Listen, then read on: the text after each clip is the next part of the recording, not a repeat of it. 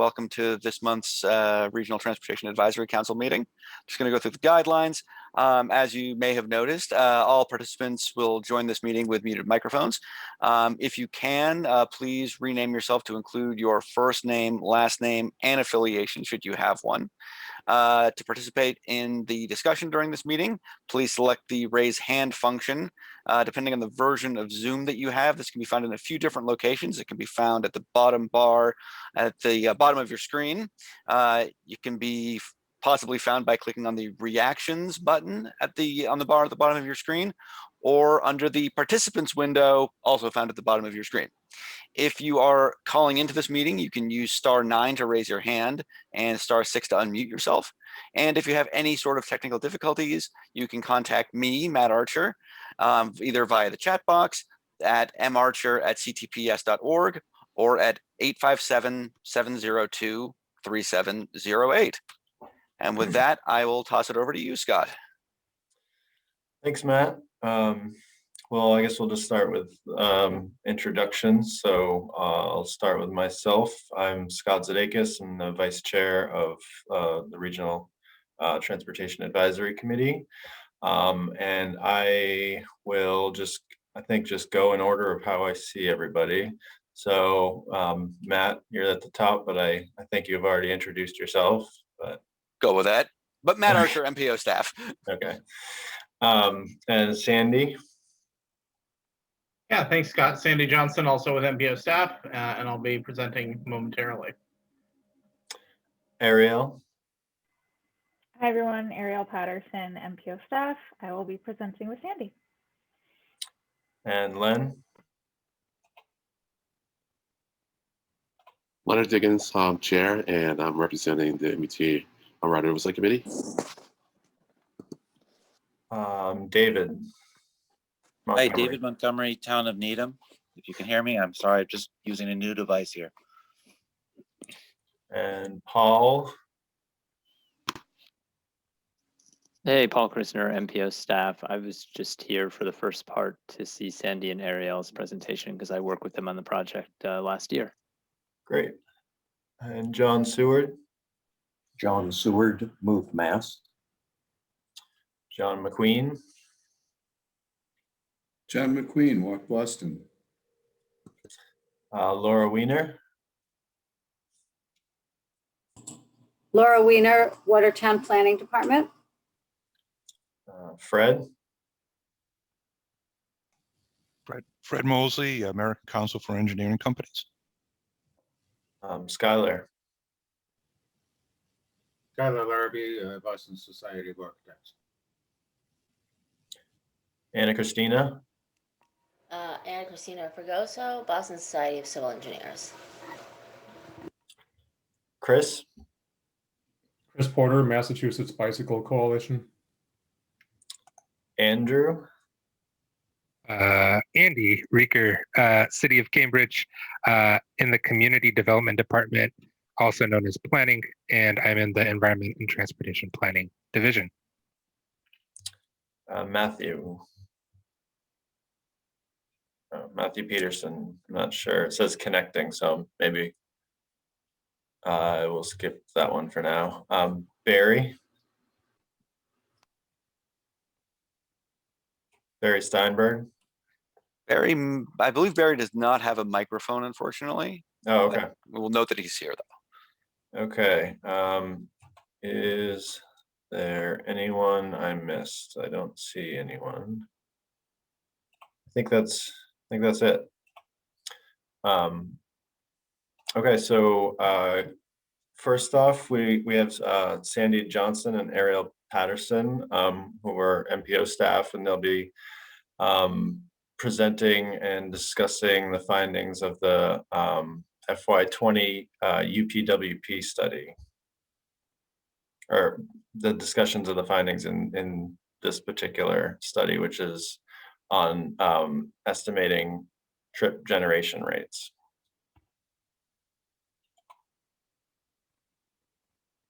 So take it away whenever you're ready. Hi, everyone. Can you hear me? Just checking. Okay, cool. Okay, so We can start on the title slide, Matt, the last slide. But hi, everyone. My name is Ariel Patterson. I'm a transportation planner for the Boston Region MPO. Today, Sandy Johnston and I are here to present our findings from the fiscal year 2020 Unified Planning Work Program, or UPWP study, Innovations in Estimating Trip Generation Rates. Next. Our main objectives for this project were to research innovative practices into trip generation analysis, focusing on non-automobile modes of transportation, including transit, bicycling, and walking. Create a framework for ongoing research and efforts into developing improved methods at state and local levels. And finally, share with our partners the ways they can apply this research to their work. Next slide. So what is trip generation analysis? It can be defined as the study of predicting to what extent and how people travel to and from developments in other locations. When planners, developers, or traffic engineers conduct traffic impact analyses, or TIAs, for proposed developments, they typically use the trip generation data and analysis methods published by the Institute of Transportation Engineers, ITE, cited from this is cited from a 2013 APA memo. TIAs are one of the major aspects of the environmental review process for development and infrastructure projects. Trip generation analysis is also one step of four-step modeling. Our work, however, focuses on development projects. Next slide. The trip generation data and analysis methods found in ITE manuals are largely based on vehicle trips in suburban settings with separate land uses. So think big, single-use freestanding sites with plentiful parking, like the image shown on the slide. As such, these traditional methods, which were first developed in the 1970s, fail to capture characteristics of modern cities and sites that are more compact, contain a mix of uses, and are more multimodal, i.e. travel by alternate modes like biking, walking, and riding public transit. Now, there has been a shift in the type of data collected to reflect these characteristics. There is now a greater focus on person trips instead of vehicle trips, transportation mode shares, contextual and site-specific information, and the use of transportation demand management strategies, The field of trip generation is quickly evolving, and much research has been done to curate a better, more accurate approach than the most popular ones currently used today. Next slide.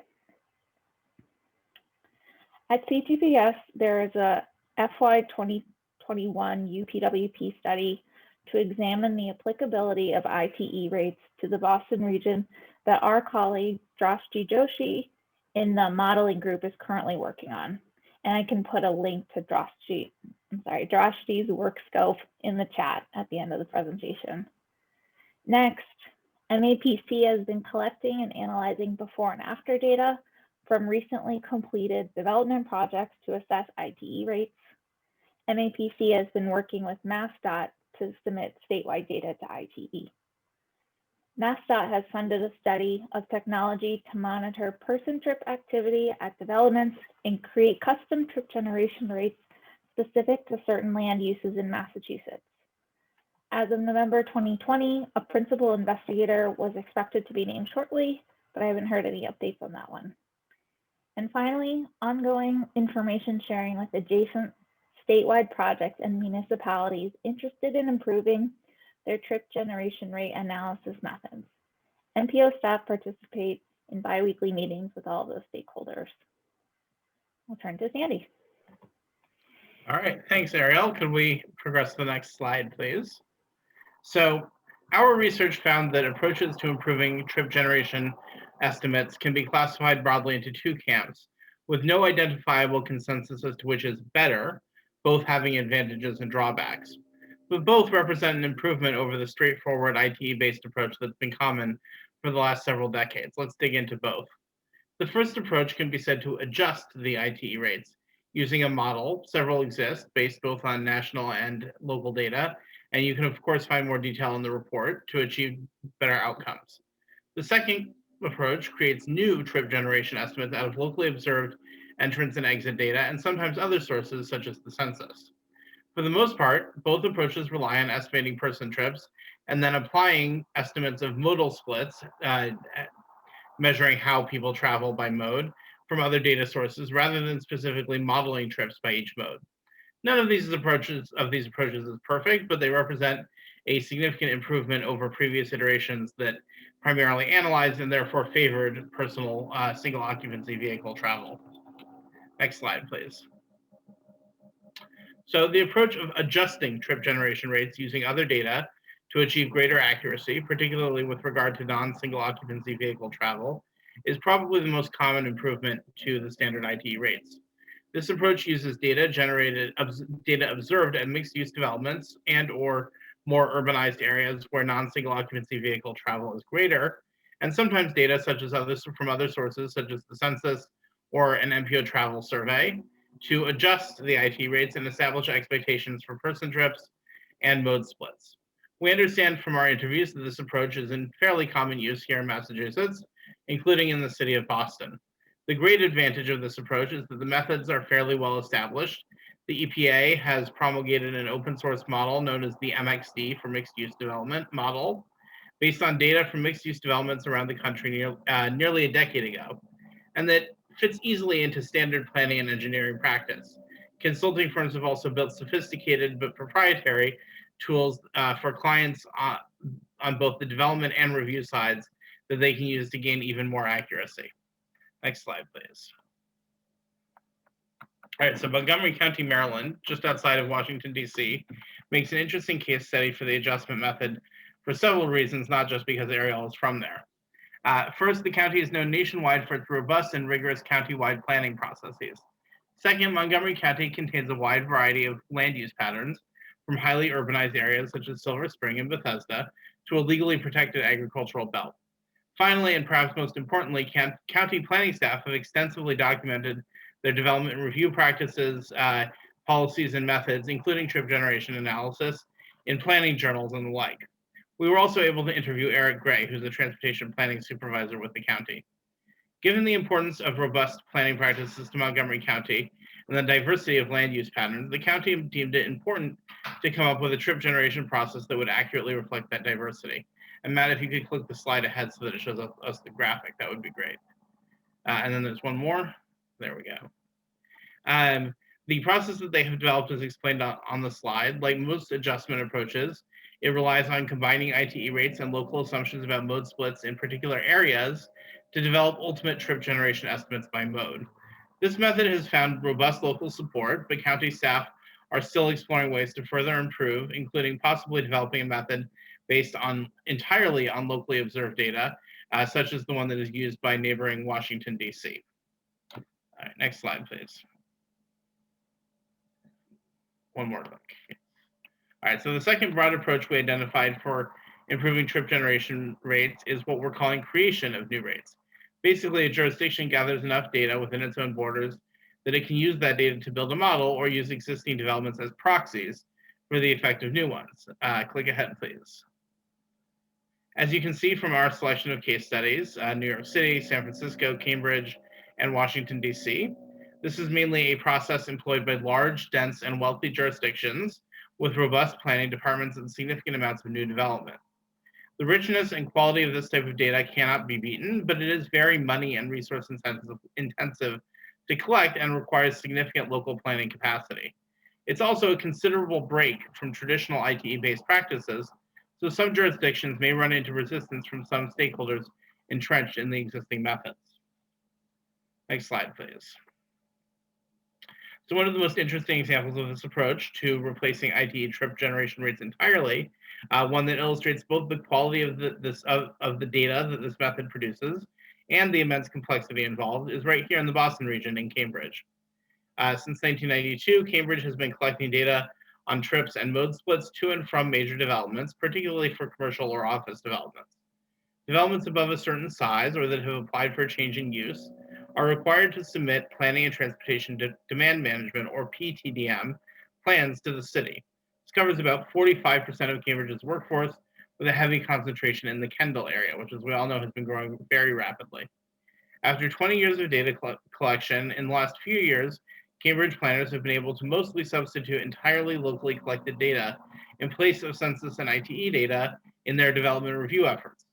Cambridge has staff dedicated to the PTDM ordinance and to handling the data, both how long it took to generate a critical mass of data and the need to provide dedicated staff illustrate the potential drawbacks to generating such rich and accurate data. All right, and if you'll click ahead to the next slide, I will hand it back to Ariel.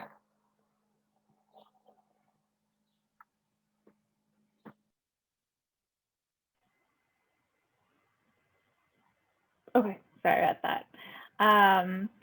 Yeah, so sorry, Sandy, I'm pulling up the slide, my notes.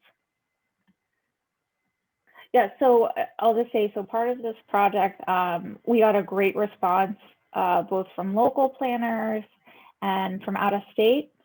We talked to folks from California, DC, Maryland, Montgomery County, New York. So we talked to a lot of planners, a lot of consultants working in this field, and we got a really positive response, and people were really interested in working with us, and we got a lot of great feedback and are looking forward to moving this into the next step.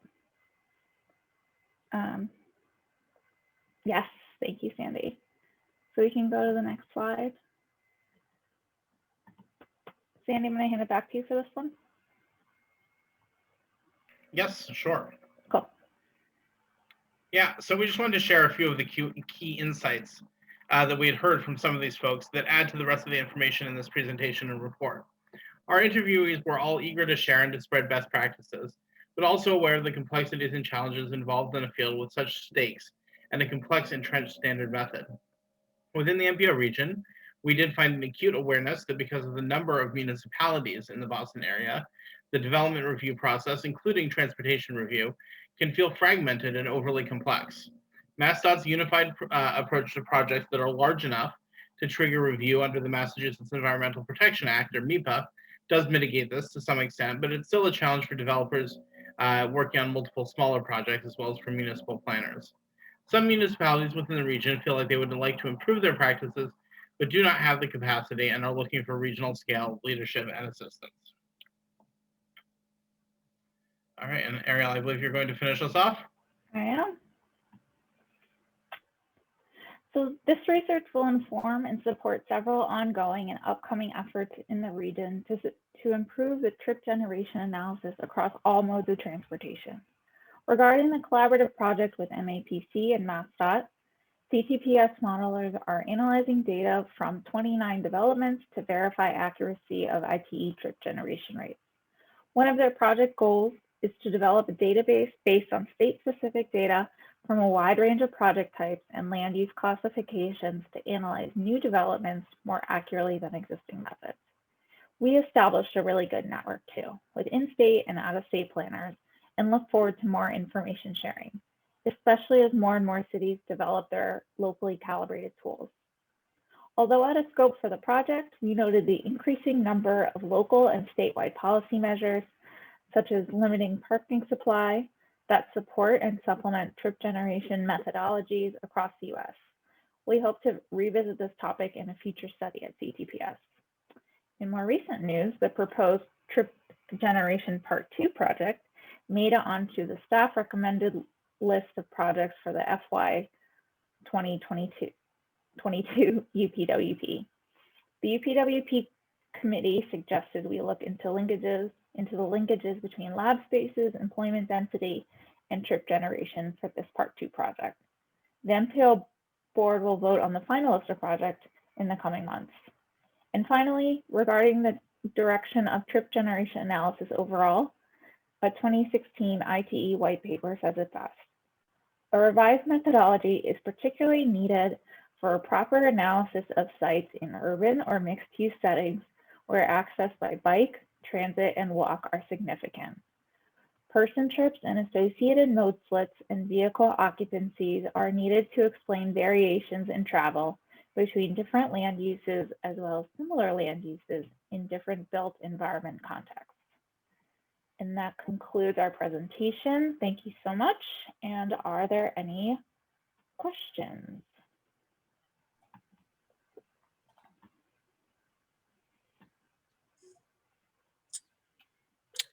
See, we've got a question from John McQueen.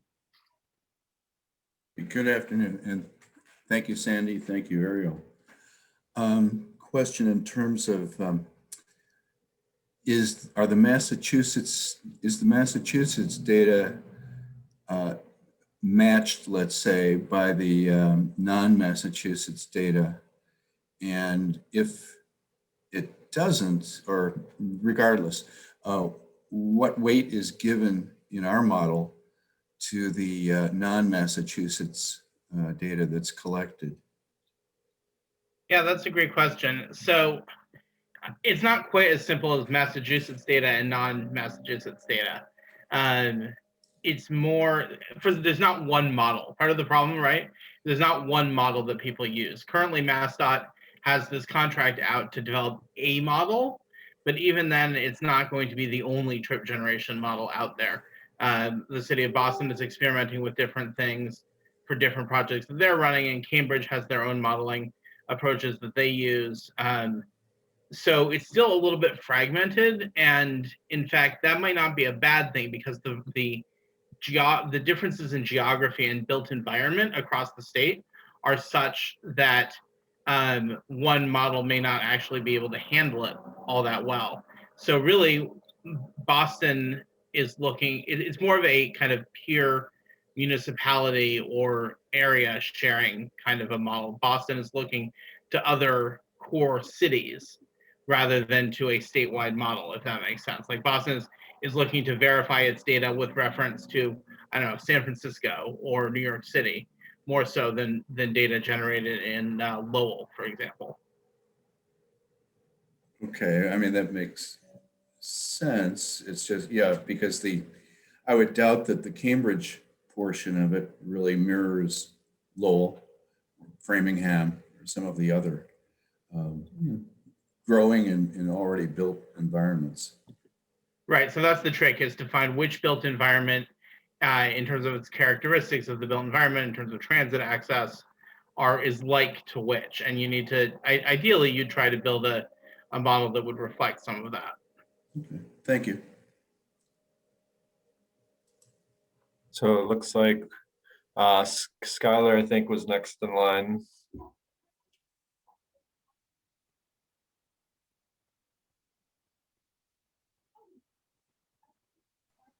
It's not letting you use the space bar. I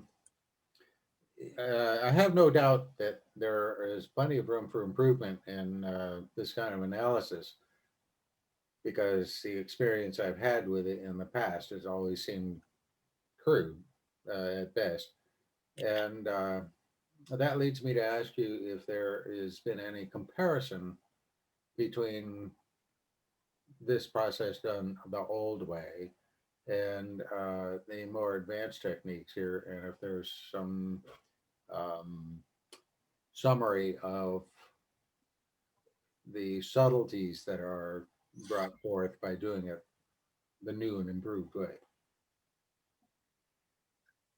Yeah, Ariel, feel free to chime in if you think of anything. I can't think of anything specifically related to Massachusetts, but in the bibliography of the report that I put in the chat earlier, there are several papers that make precisely that kind of a comparison, because that's the measure of the worth of any new method that people come up with. They're always going to take it, ideally, and compare it to the same analysis using the ITE rates. So there are a number of different papers and research projects that have been put together looking at exactly that type of comparison. Yeah, I was just, thank you, Sandy. I was just gonna, and thanks for the question. I was gonna say the same thing. We did a lot of research, and I believe off the top of my head, I think the one from National Highway, NHCRP, I don't know, there's so many acronyms, but I think that's the one. I remember they compare kind of the different the methodologies. It's from a couple of years ago, but you might find it interesting. That's one I can think of off the top of my head, but there are several papers in there that have kind of what you're looking for. And I will say a lot of them are like not it's pretty, the writers understanding that's a difficult concept, make it like easy to comprehend, and do a really good explanation of the differences between the methodologies. So if you take a look there, and I think that'll be helpful. Okay, that's good. I'll try and look at the information you put together, Sandy. Appreciate the response. Thanks. Anna Christina, you had your hand up and then I think you put it down. Is that on purpose? Yeah, it's okay. I'm actually, I had my answer. Okay. Andy, I see your hand is up. Yep. So definitely, I appreciate the call out as a case study of kind of the second methodology here. I think one thing to add that I will just share is that we're also realizing through research here, and I think Sandy mentioned it, but I just wanted to underline how much it is that how much parking is provided really drives a lot of our thinking. So I think the other piece that may not be immediately understood if you just look at kind of the process is that Cambridge does have a parking freeze on commercial parking. So, you know, we're limited in how much parking we offer as a city at, you know, a bunch of different ways, not just the commercially operated parking, but also we are very closely watching every development and trying to squeeze out as few parking spots as possible. So, you know, parking does drive a lot of the mode shift question. I think the other thing to mention too is I think as kind of maybe to John's question is that, you know, I think the ITE rate, something that we're also concerned about is just, you know, technically their dense multi-use urban rate just says that there is transit. It doesn't get at, is it like, you know, multiple subway lines serving the region really well, or is it just like, you know, a pretty frequent bus, right? And so it's such a imprecise set of rates, and really, you know, the local adjustments are, you know, as fraught with, you know, being able to find the right comparison location to use for the land use piece. So even though the first method is more simple, it's still not necessarily it doesn't give you an easy answer outright. So we're thinking about all these things all the time too. But beyond my kind of couple comments, the one question that I had, which was something that Ariel started talking about, which is this additional review of some of the MIPA, it sounds like, developments. There's, I think, 29 that you mentioned. I was just curious if there's a list of those sites that are being kind of reviewed for their trip generation, or if you could speak to what type of sites those might have been, because I'm just curious, like, you know, if we're talking about extremely large projects, I could only think of a few, and I can't even count 29 in my head of what those might be. So I, you know, just wanted to get a sense of what kind of projects they are, what land uses they are, or some locations in the region they might have been from.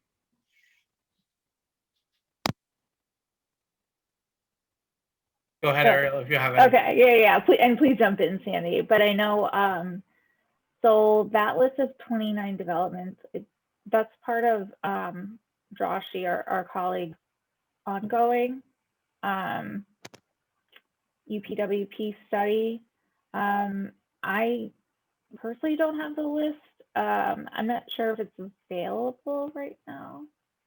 Yeah, I don't think we ever got access to it, but we can definitely put you in touch, Andy, with some of the folks who are working on that. I think Josh D and also Allison Felix at MAPC.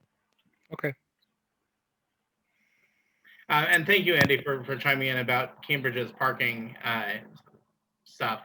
The you know, the scope of this study was really to just kind of introduce the high level look at modern trip generation practices. But one of the things we heard clearly from your colleagues in Cambridge and also from folks we talked to elsewhere is that there's a strong policy aspect to this also. And parking being the kind of #1 policy lever that municipalities can use. So we're thinking that that's going to play looking into that more is going to play a strong role in future work at the NPO on trip generation. And also to your second point about the inadequacy of the travel or transit measurements in the traditional ITE rates, even the new ones they put together for dense urban areas. Yeah, I mean, there's just from our research a bewildering number of different metrics that researchers have looked into as to what the characteristics of a built environment that are relevant to trip generation are. And obviously transit and how to measure transit access is a big one, but then you even get into things like intersection density, which is a good proxy for how dense the built environment is, and are there sidewalks, and understanding the exact land uses. So there's been a lot of different modeling and research that's gone into that. Good. Does anyone? It's just, yeah, I can't raise my hand as a host, so I Oh, was just waiting until everyone else had gone. Gotcha. So no problem, and I was happy to wait anyways. So I mean, and Andy actually touched on something that I was going to ask about, and I'm happy actually that Chris is here. Chris Porter. No, actually, not Chris Porter. Although I'm happy Chris Porter is here, but it was the other Chris. I'm blanking on his last name from CPS, but I think he's gone. Anyways, it had to do with the trip generation, the parking, have an influence on trips, and the C2S study about how people access CBDs. And there seems to be a little tension there, because one of the conclusions from that was that people weren't necessarily using their cars to access CBDs, meaning that we could use that as a rationale for eliminating parking or reducing parking in CBDs.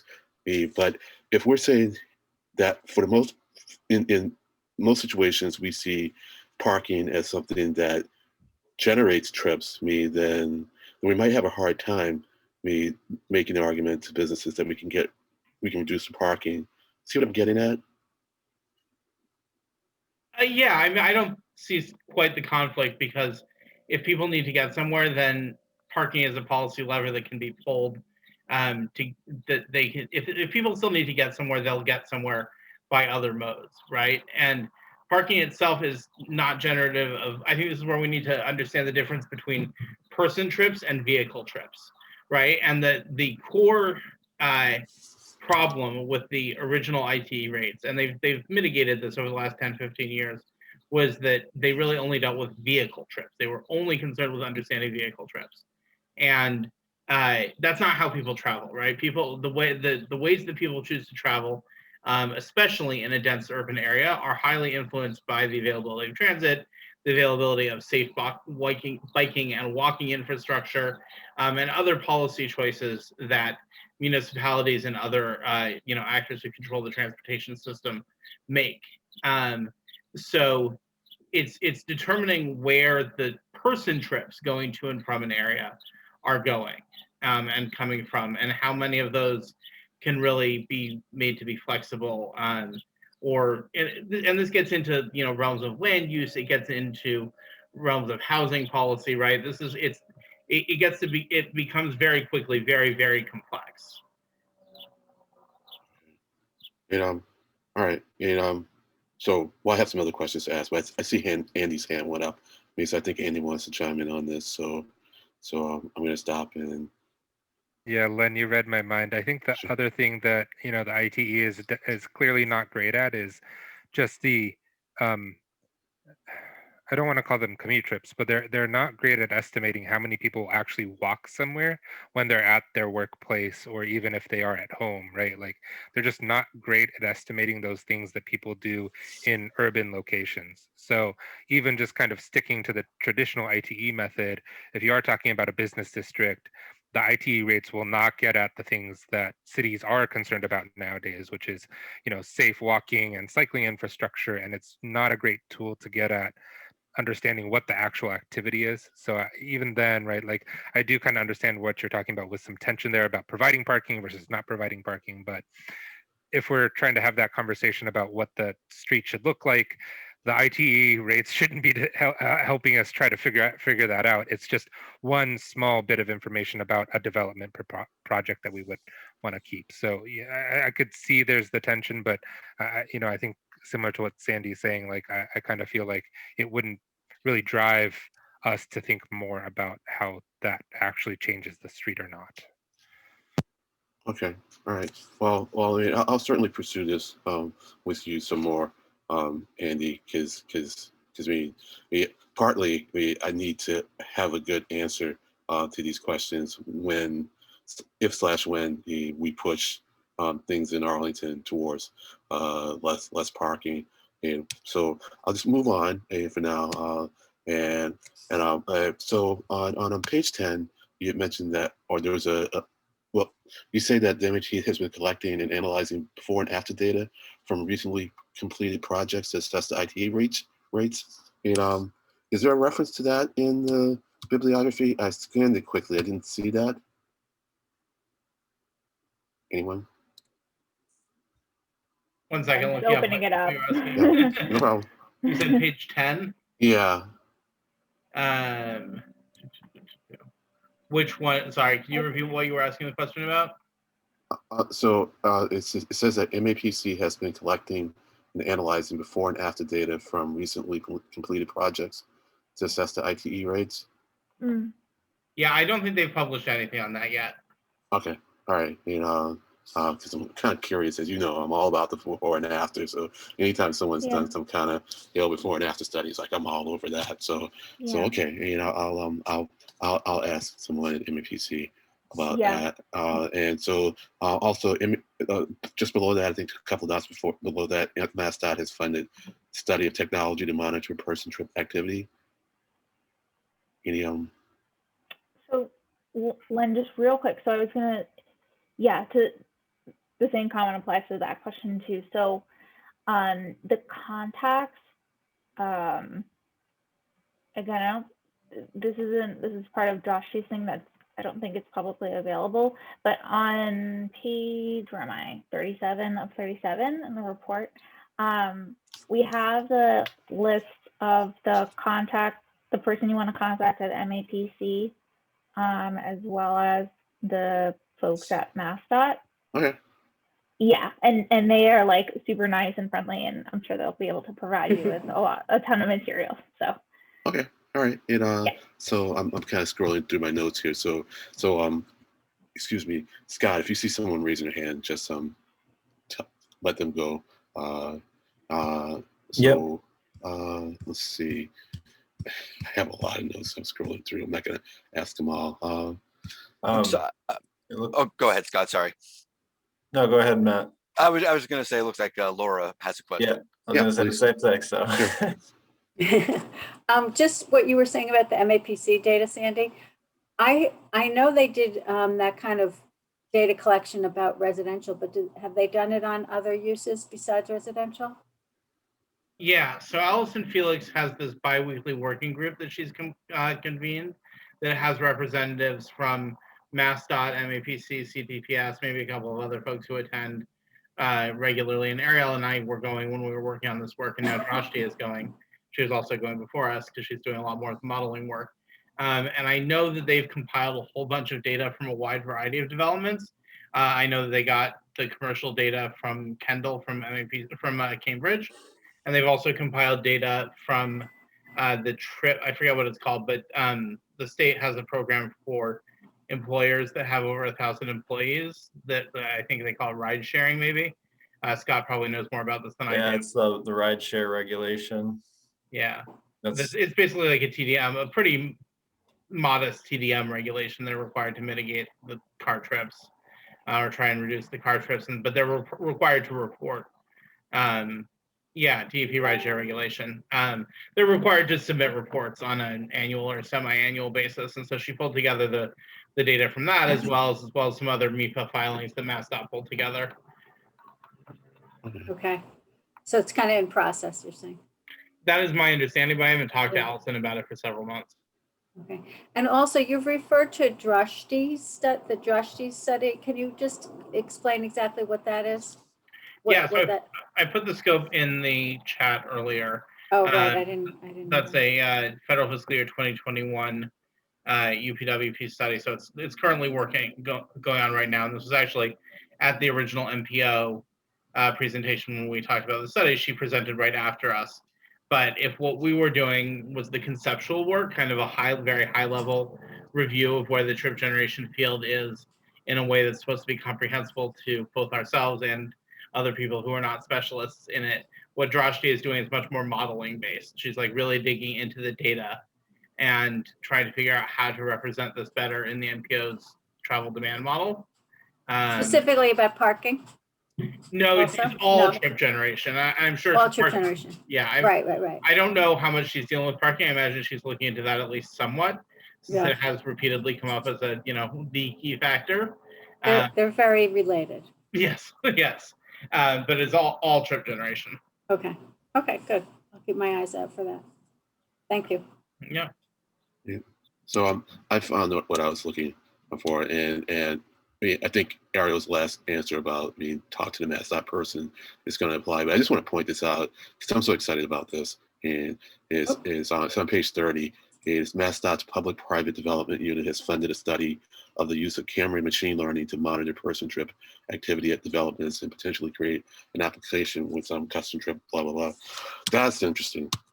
So I mean, if you happen to know anything about that, I mean, I'm all ears, but if I need to talk with someone at MassDOT to see what's going on about that, I certainly am going to reach out. Yeah, unfortunately, that's about all we know. The contacts for that are Lionel Lucian and Katrina Mayer. All right. So well, this was exciting work. I mean, I knew it when I read it, and so thanks for showing up. I mean, and thanks for saving the MPO board meetings a lot of time, so that I didn't have to ask questions there. And happy to hear my colleagues be chiming in with some good questions. I'll stop there. Resist the temptation to ask Andy some more questions about parking and trip generation. Well, I just want to thank you both for presenting, Sandy and Ariel. We really think this is a really good study, and I learned a good amount from it. So thanks very much. Thanks for having us. Always a pleasure. Yeah, same. Likewise. Oh, thank you so much. Okay, well, we're going to move on in our agenda, and the next item is we're going to do a little discussion on the chapter. Well, actually, I want to ask Len something here. Yeah. We kind of skipped over chapter 6, so I can't remember what we're going to do about that. But on our agenda today is chapter 7. No, we did chapter 6. Oh, We did okay. chapter 6 last time. I mean, I think we had postponed the first half of chapter 6 because chapter 6 is a long one. I mean, Sorry, so my memory was failing me there. yeah, no problem. So we in the two meetings before, we didn't do the first half of it, and then last meeting we did both parts of it. I mean, we didn't give it all the time it deserved. I mean, but we did talk about it. So, but look, I mean, I can mess up. And so thanks for staying on top of it.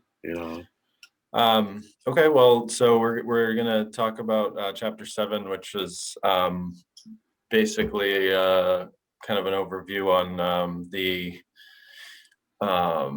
environmental and air quality impacts that the transportation sector has in our region. I don't really have a lot in terms of specific questions. It's supposed to be more of just an open discussion. I don't know if Len has any direction he wants to lead this conversation, but I just wanted to hear what people thought of it and how we can use this to better our own decision making as a voting member of the MPO. Looks like John has his hand up. Just one. But I am ambidextrous, so it's a lot of the same. It's what the chapter says and talks about has been talked about since 2010 and 2012, for instance. But I think there are a few things with let's just say it wouldn't hurt to revisit the Green Dot policy initiative that was issued under Jeff Mullen and reiterated under Rich Davey. The thing that Davey did was he set some measurable goals which I don't think this chapter addresses or indicates. There's a general goal, but there are no measurable goals in terms of some of the flex points of this. For instance, under Davey, one of his goals was to reduce personal vehicle miles traveled by 2/3 by the year 2030. That's measurable. I don't know where we stack up on that, but it should be an ongoing goal since it was set as a policy initiative back in 2012. I don't know if politics play a role in what gets acknowledged from past administrations, but that I think measurable goals would really help, whether it's drainage or things like that. A couple of other aspects in terms of the sustainability that don't seem to be addressed, which are valid in terms of practices, is pavement materials and lighting, and for instance, in facility designs that were outlined in Green Dot. For instance, pavement materials that are sourced can contribute them by themselves to a bad environment, okay, contamination. And then in terms of lighting or designs, I don't know how much, again, measurably we've increased the LED transition and self-sustaining net zero for facilities and designs, at least within the Mass DOT purview, but also within the Commonwealth government purview. And that can also be the kinds of cars. The thing that is missing in Green Dot and in Green Dot, and also in this, is it really misses trucks and their contribution. I know that's a real squishy thing because a lot of the trucks that are on the road, our roads, are perhaps coming from out of state and they're not able to be controlled. But in terms of finding some way, because they're a major source, especially when you team it up with the congestion issue of pollution with the diesel emissions, et cetera. So there's that. And then in terms of the VMT that it refers to, it's still very inadequate as a measurement until you get a real-time VMT, at least within the Commonwealth registered vehicles.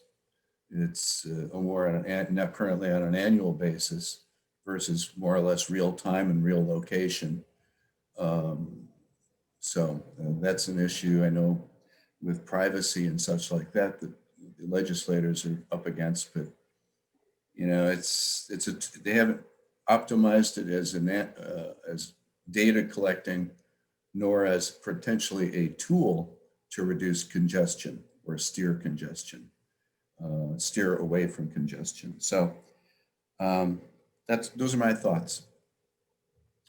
Yeah, I mean, I thought those are good. I think whenever you can measure and assess progress on a measure like that, I think it's definitely a good thing. I kind of agree that and it's not just in the transportation sector, but even in at the state level or the political level or anyone, it's kind of like seems to be a reiteration of these lofty goals without a lot of necessarily like a roadmap to get there with getting better on the measures. So yeah. And one more thing, there's a lot of discussion or points made on electrification, whether it's buses, trains, et cetera, or the sourcing of electricity.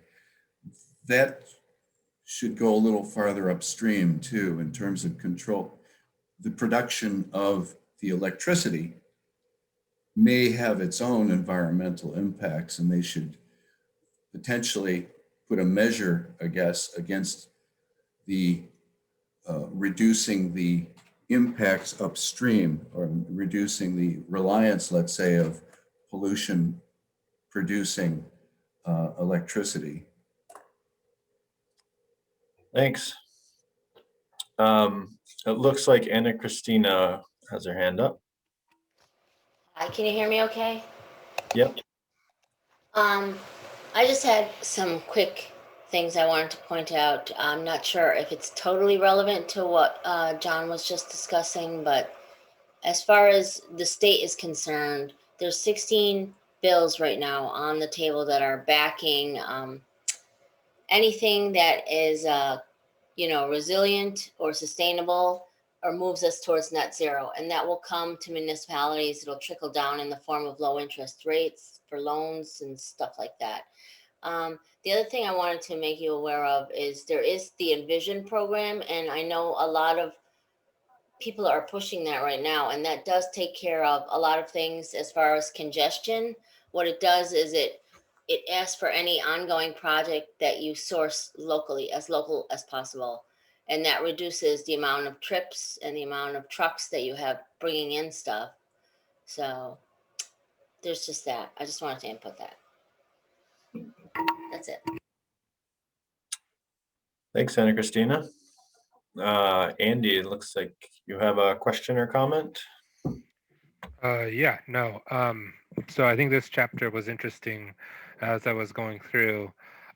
This actually, before I moved to Massachusetts, I was in California, and there's a lot of state level policy using the same language of clean air and sustainable communities. So it just recalled a lot of the stuff that I learned actually in grad school and while I was working. One of the things that I was just thinking about is that I think there was the governor had a pretty strong bill which passed in the last legislative session on housing choice, which really prioritized transit-oriented development essentially as one of the ways that we're using the land use pieces. So, how to use that policy lever to really get at some of the more sustainable needs. And I think I'm hoping that, in the update to this needs assessment, that's one of the things that really gets taken a look at is there is a lot of interest in not only land use, but related housing affordability. And I think that, transportation only has a certain amount of influence over housing affordability, but mobility is a key consideration in people's housing choice, as people make those choices and things like that. So I think it would be really important to get the land use policy part right, because I think that plays a pretty significant role. And the other piece, which Anna Christina started to talk to, which is, I think clean air and sustainable communities, I think was kind of maybe the language a few years ago. And now we're really getting into resiliency and how the transportation system is resilient, both at the MPO, but also within the municipalities. There's been a lot of state grants to talk about, developing plans for those type of things. So for municipalities, I definitely could imagine that, if we were looking at the MPO's documents, really being clear that there are some significant needs in the transportation system that are about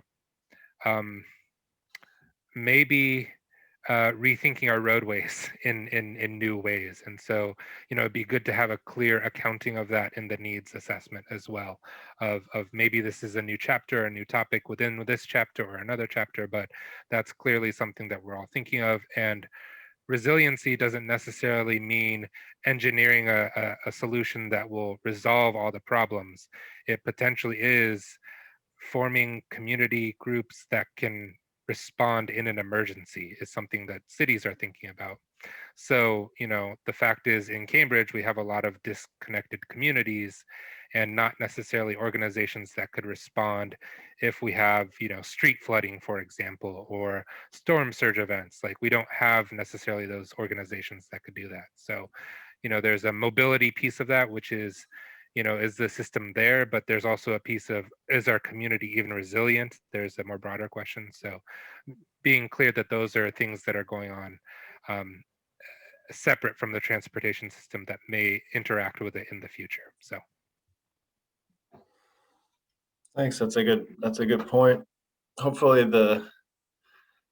I think the emphasis on resiliency is very good. But I hope it's not because we've all given up thinking it's too late because we've already ruined everything. Not so much that, just realizing that if we are trending the way we're trending, we need to start preparing for some worst case scenarios Yeah, potentially, no, it's right? So it's just being realistic. So, does anybody else have any comments on the chapter? I'll chime in here. So Andy, your notion about transportation having a limited role in the development and whatnot. My thoughts are is that it really all comes down to transportation. If you can't get there, there is no there. And how you get there will determine to a large extent the kind of development you have. So if you can only get there by car, then you're going to get a certain kind of development. But if you can make it such that people can get there by transit, then it opens up the possibilities of the kind of developments you can get there. So I think that really makes the role of the MPO and planners who are focusing on transportation really important in determining what we get. And with respect to the goals, I just want to emphasize that I think the needs assessment is more about what's needed. And I know that's circular, but it's not really so much focused on what the MPO has decided that it's going to try to do to solve the problems that are pointed out in the needs assessment. It points out some possibilities, but in terms of the goals and steps to get there, that is in another part of the LRTP. And I will go and look myself to see to what extent that is spelled out in a way that gives us some metrics. But John, some point, I think it's a good point. And I did notice in one part of it, it did say that the goal was to make all electric vehicles electric by 2040, but that's 2040.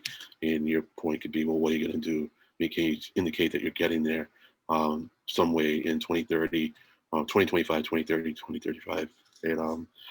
And I just wanted to point out too, for those who read it, maybe those who didn't read it, maybe will hopefully read it later on. In table 7.1, it gives an it gives recommendations to address the needs. So there's it breaks it down into existing programs, proposed programs, and existing studies. And so that's a good read. And also I noticed in some of the public comments, public suggestions, I thought a lot of those were very interesting and insightful. And so I'm not going to list them now, but I thought they were, it was worth seeing them again.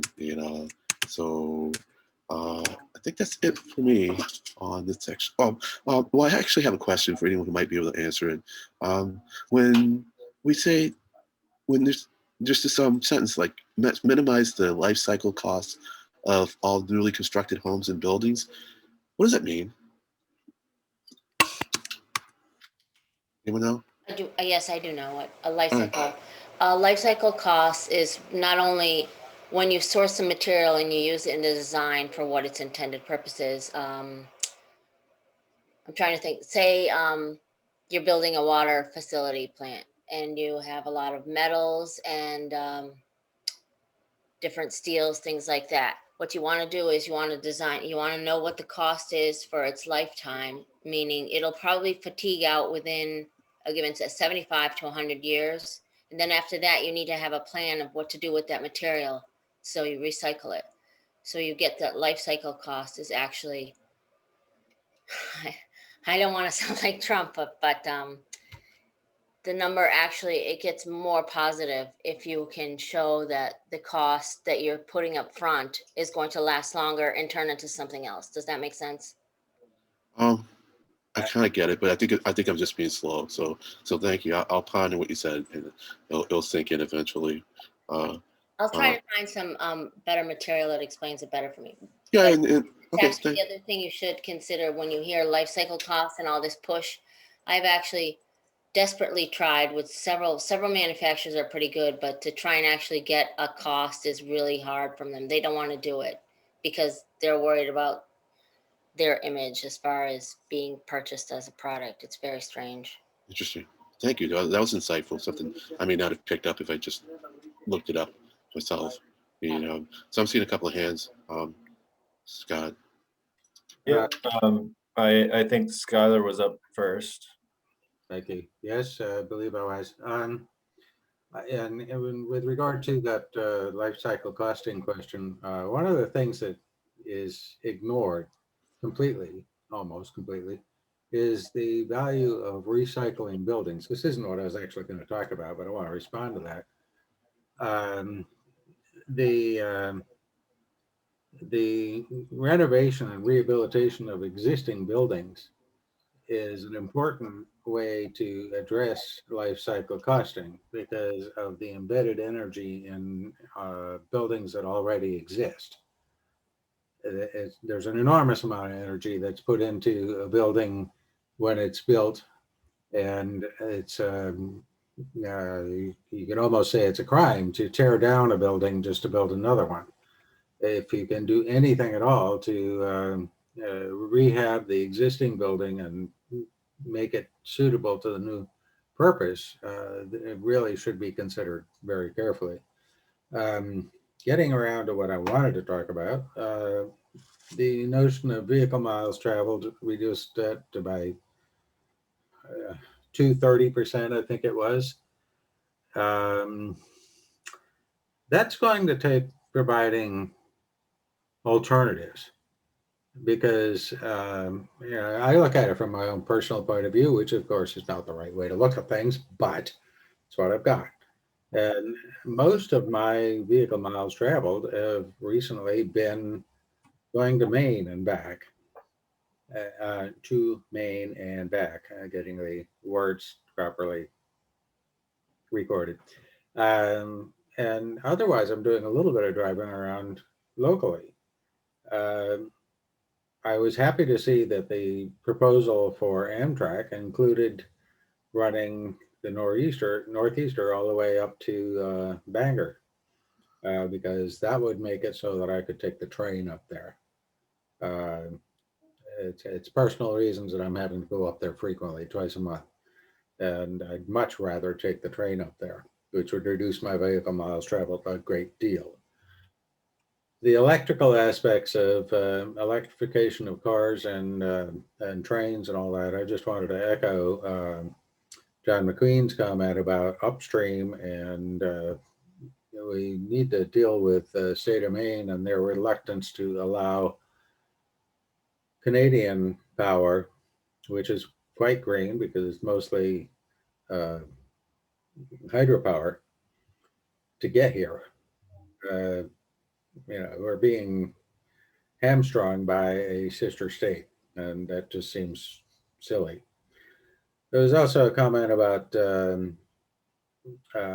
providing more transit. I don't have this quite right, but providing more transit, and in the same sentence or the next sentence, there was talking about affordability of housing.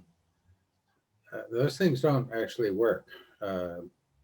Newton is going through an effort to revise its zoning, and it's completely wrong-headed at the outset, because zoning isn't how you can deal with affordability or with diversity. Is the other thing they want. Developers just work against that, and the more attractive you make a location, the more expensive it gets to be. It doesn't matter if you provide little units or big units or luxury or non-luxury units. Nobody builds anything else anymore. It's expensive. It's extremely expensive. And if it's right convenient, quarter mile to the nearest T-stop, it's going to be more expensive because of that feature. I don't know how to deal with that. I don't have an answer, but it needs to be recognized that affordability and ease of transportation don't go together very well. Well, that's it. Okay, thank you. Andy, it looks like you were the next in line here. Yeah, no, just kind of following on. Yeah, definitely. I mean, I think I believe we talked about this in the last chapter as well, but or when we reviewed the last chapter, definitely the question of how to I feel like a lot of things in the transportation realm are going to vehicle miles traveled. So how to just incorporate that into the needs assessment in the future, whether that vehicle miles traveled picture actually helps us think about, the future transportation system that we want, and exactly in which areas of the needs assessment that's really helpful, I think is a good question. I think the other thing is, to Len's question, I think that life cycle cost minimization is, if I recall correctly, there was the policy that the DOER put out, which was the stretch code, and I put a link into the chat about that. I believe a lot of Massachusetts has adopted that stretch code. So I think a lot of the municipalities in the region probably already kind of fall under that.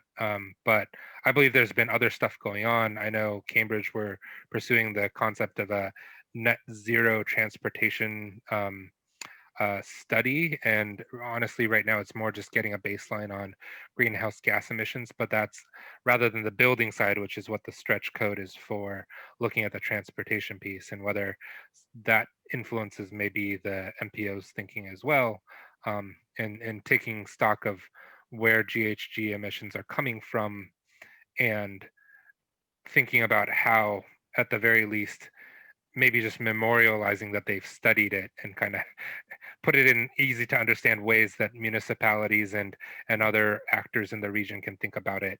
Maybe a good objective to get at in the needs assessment is just getting a sense of where we are, because I don't know if there's a great location of finding that information either.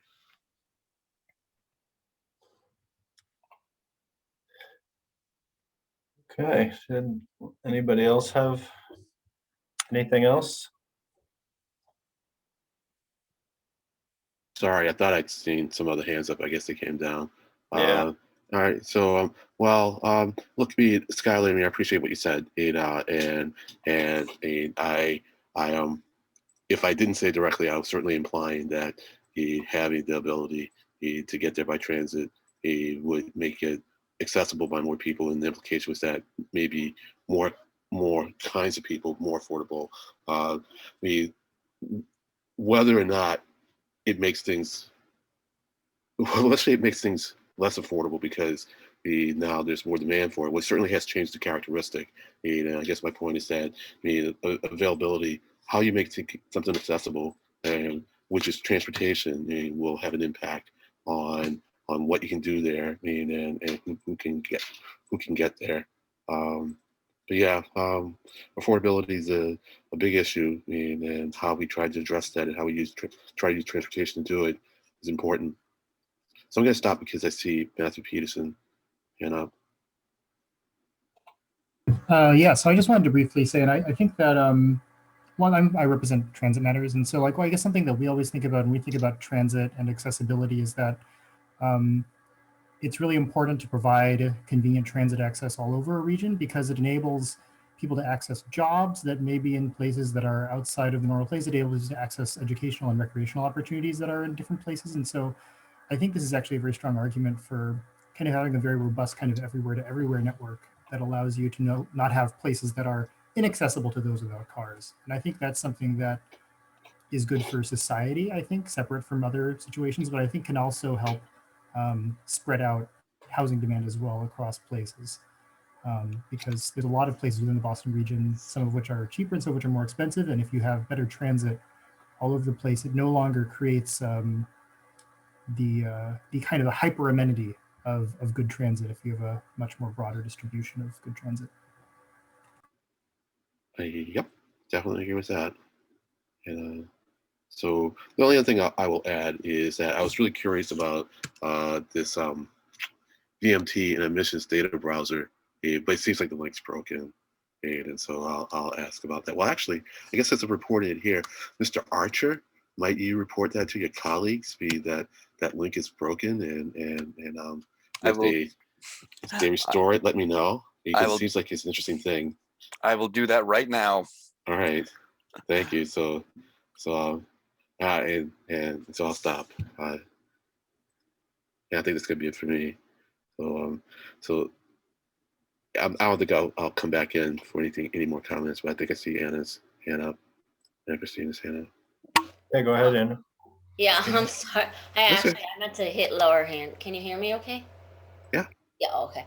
No, when you were mentioning vehicle miles traveled, just from the government affairs committees that I'm on, we've been pushing for this for a while because obviously, as you know, especially as vehicles become more electric, gas tax is not reliable.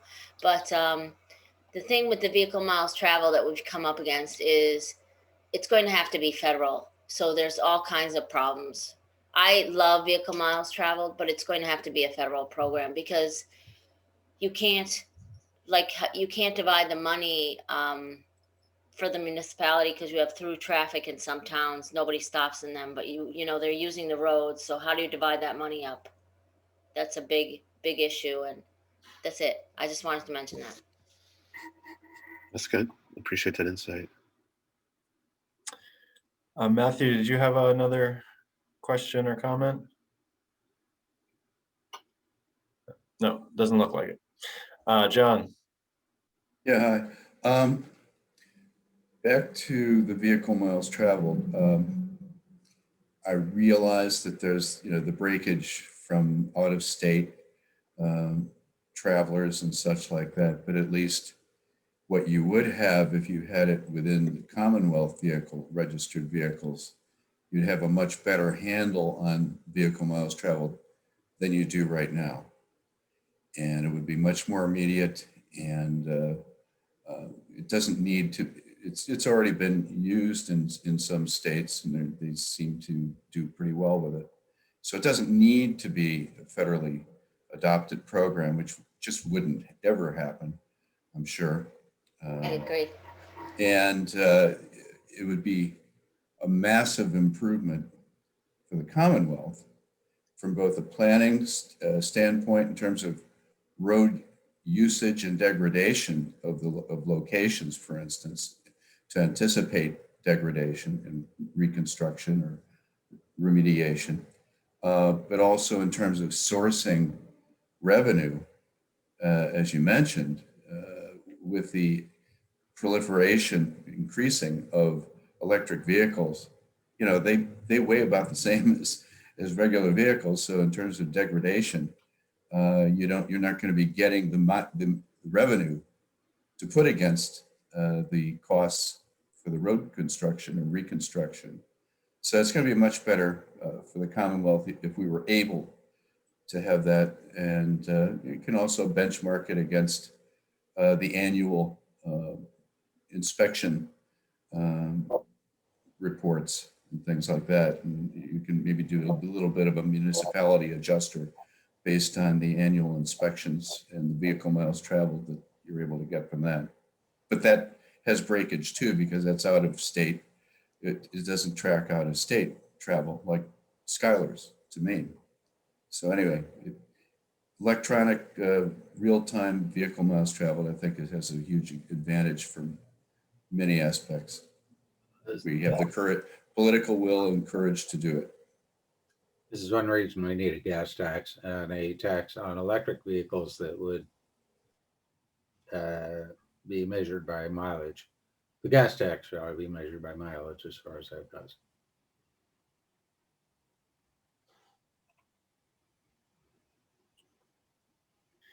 Okay, well, I think we're right about at in the agenda where we should be in terms of time. So if there are no more questions, I'll move on to the next thing on the agenda, which I'll actually probably let Len do.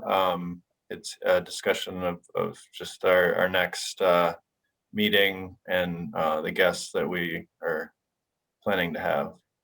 Yeah, I'm really excited about this. So the guy seems to be enthusiastic about coming to talk with us about his paper on the effects, the positive effects of active transportation. And this is in the context of the Transportation Climate Initiative. And you might remember that Josh Ostrov from T4Mass came to talk with us.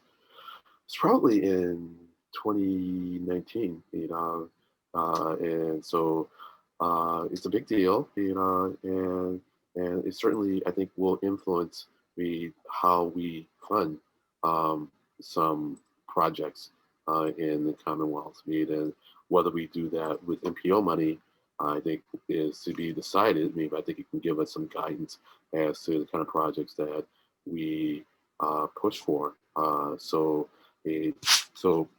what I am asking those of you who are inclined to do so is read the paper and between now and Monday.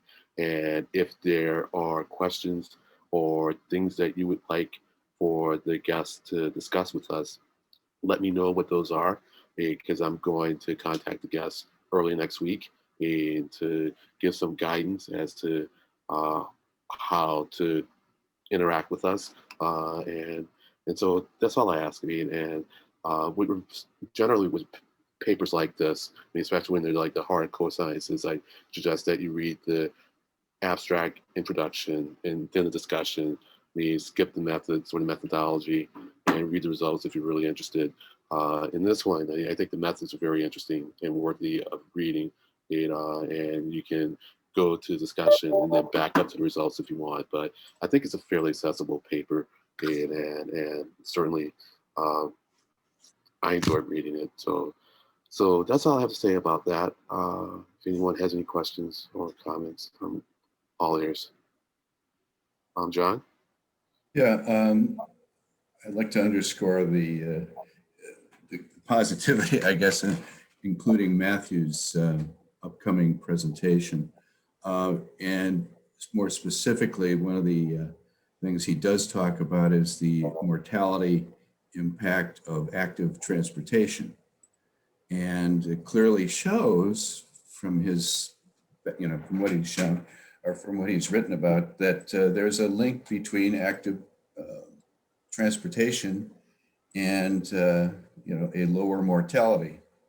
And so I guess the implications for that would be not only for a tip, but for a long-range plan to really emphasize even more than they do currently some of those active transportation components in terms of getting them approved, getting them funding, and getting the tools out there so that people can use active transportation, whether it's off-road, paths that connect, and that's for pedestrians and bicycles, and such like that. But to raise the emphasis for that and find more ways to get them approved.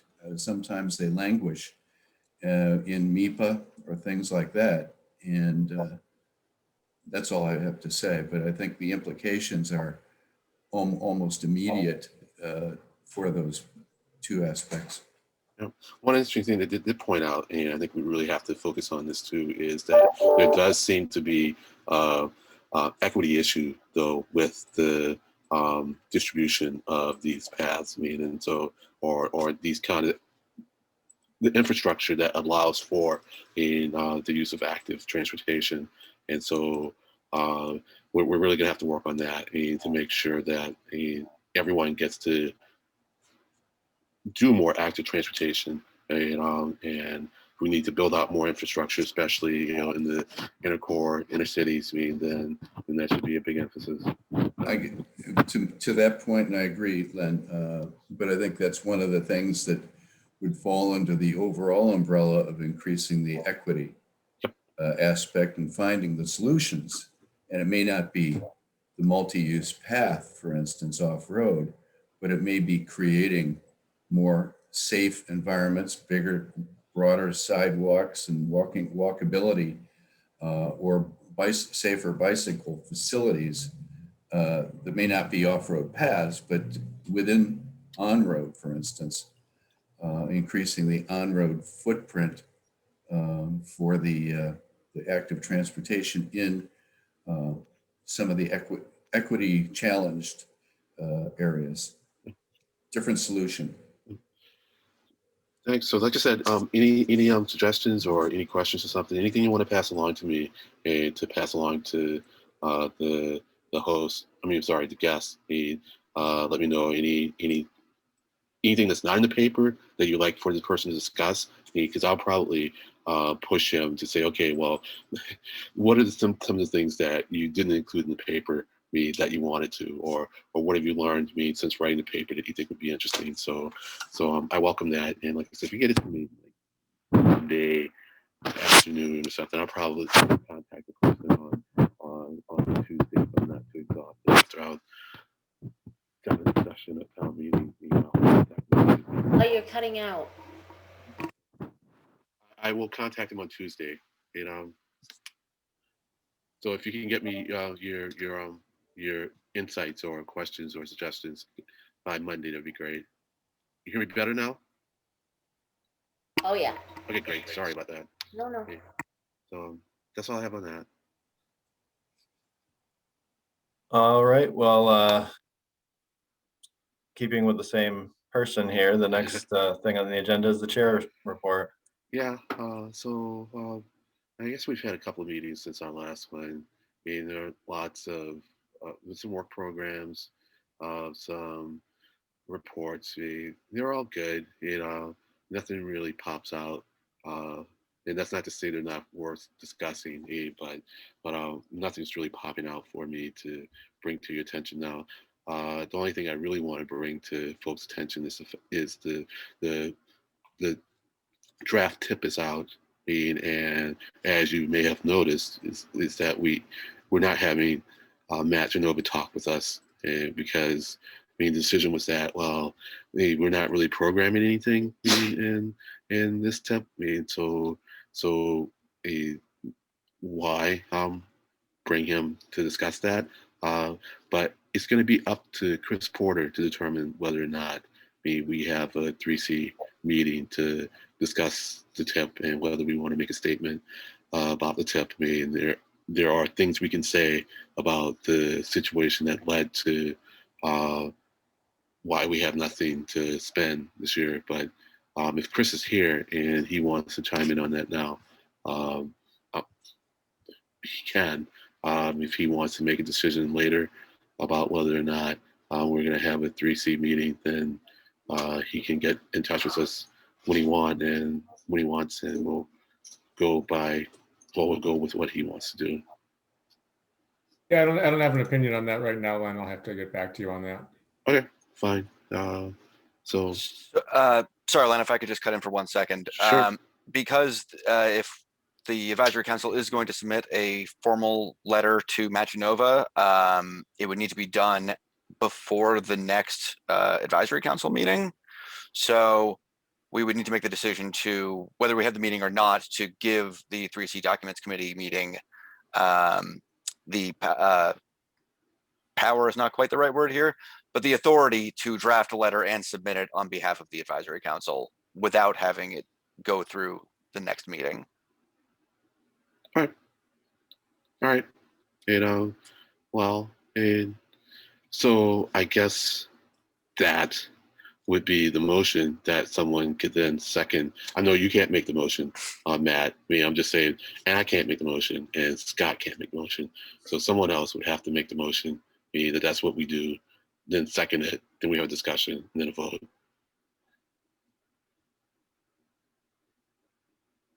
You can make the motion, Chris.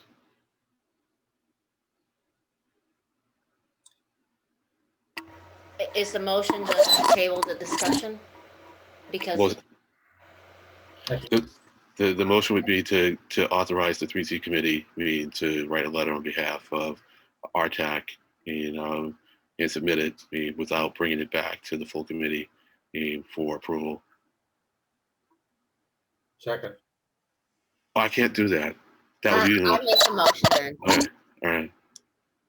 So that sounded like there's a motion and a second there.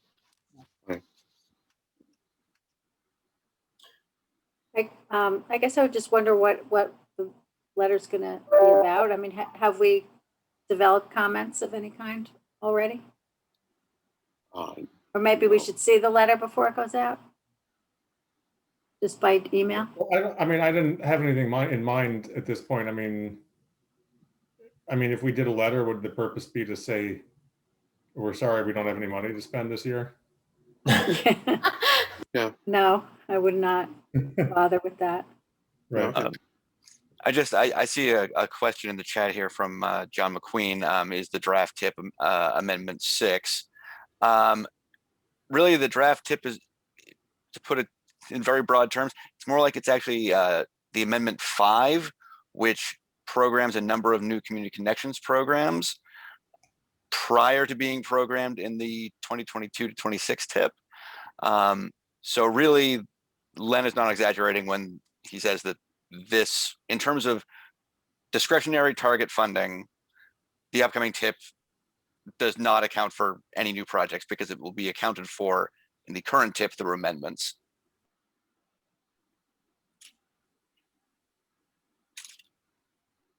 Well, I guess what I'm hearing is, especially if Chris hasn't really thought about, it doesn't have any plans right now to meet, given the timeline, that perhaps we don't do a letter, and I think my understanding is that the MPO is going to be reviewing some of its processes, that will hopefully avoid the situation.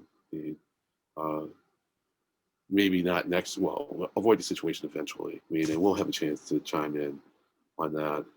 And so whether it's as a 3C committee chiming in or just as the RTAC chiming in with either a formal letter or with the chair, whoever that may be at whatever time that is, making a statement at the board meeting. I think Laura's comment that maybe the letter could be circulated is a good idea. Yeah, I think that's just going to be an OML problem, though. And so that's why. I thought there wasn't a letter. Unless somebody has something they want to say about it, I don't think we're going to, I'm probably not going to call a meeting to develop a letter on that. Right. I see David Montgomery, Mr. Montgomery's hand up. Yeah, hi. Thanks for recognizing me. Len, I kind of think that to the extent we have some sort of collective frustration with the current state of affairs, it's easy enough for us to say that right now to you, and that, yeah, we wish we had some money to play with and to make our job a little more meaningful as an advisory body. But I don't really see the benefit of asking the committee to pull its resources together and go through those motions. So I would prefer that we just sort of leave you with that sentiment and you communicate it as you see best fit. Fine with that.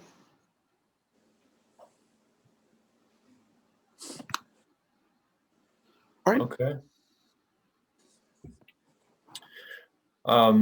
Yeah, well, I think that given the way things are this year, that's probably it. I don't know that it's worth anyone's time this time around.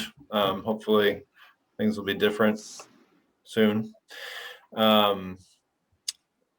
So I didn't see, maybe this was just me, but I didn't see meeting minutes for approval when I clicked in the. That was not you, Scott. That is on me. I apologize. I have been very tied up with tip stuff. It's not an excuse, but that is the reason. So I apologize. We will have some for next month.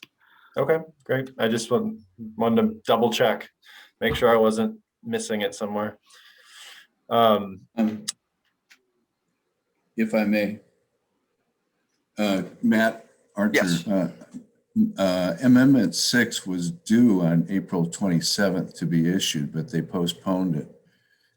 There won't be any new projects added for funding, but within Amendment 6, which they do have to come up with at some point before the final in June, some may get dropped and some may get shifted for various reasons. And I don't know that we can anticipate what that might be until it comes out. And we may want to comment if they're not within our priorities. That is fair. Correct me if I'm wrong, but I believe that Amendment 6 primarily deals with FFY 2021. So it would be outside of the scope of the draft tip. That's not to say that we couldn't provide comment on it. But I also recognize that there is an MBTA component to it as well, which does span over a number of years. So I'm not sure what your thoughts are there, if you would like to provide comment on either of those pieces. Well, in terms of Amendment 6, I think it's going to be they're going to be either reaffirmations, let's say, of what's on there for FFY 21 and through 26. But again, those may change, again, in terms of project readiness and such like that, or what is perceived as project readiness. Let's put it that way. Fair. So, I mean, I'm not sure. Ultimately, I think I'll need to defer to Chris on this. I don't think it would be proper for me to say what we should do in this situation, but anyone is more than welcome to suggest the best course of action.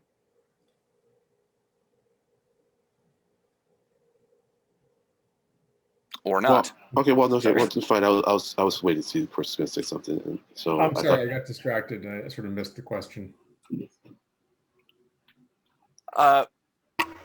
John, why don't you will phrase it better than me.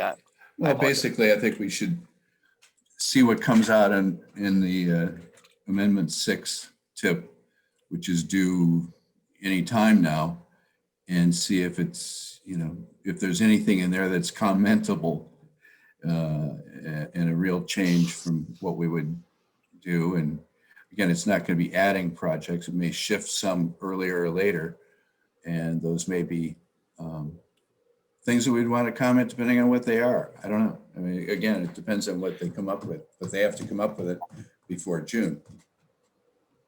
So, John, I may have misunderstood you. So Amendment 6 is currently in its public comment period. Here, I'm just posting a link to it right now. Is it? I thought that was Amendment 5. The amendments are coming hard and fast at the moment. Yeah. Was this the one from the meeting the other day? Yes, correct. I'm sorry, John, I misunderstood you. Okay. So I just posted a link to the amendment in there, in the chat rather. Okay. Well, if it has been issued, I didn't get notified. Usually I get a notification from Matt Genova. Oh, but I will need to look into that then. If it's there, I'll look at it. Yeah, I was confused because I thought it'd been released too. And I know we're not having another MPO meeting for a while. All right. And generally, I mean, we don't comment. I mean, through the 3T committee on the amendments. We could, but we don't. So it hadn't occurred to me that we would do a formal letter in response to an amendment, but certainly nothing stopping us, and certainly nothing stopping any of you from communicating to me what you would like me to say on your behalf in the board meeting. So yeah. Always feel free to look at the agenda when you see it and then let me know if there's something you want me to say or ask on your behalf.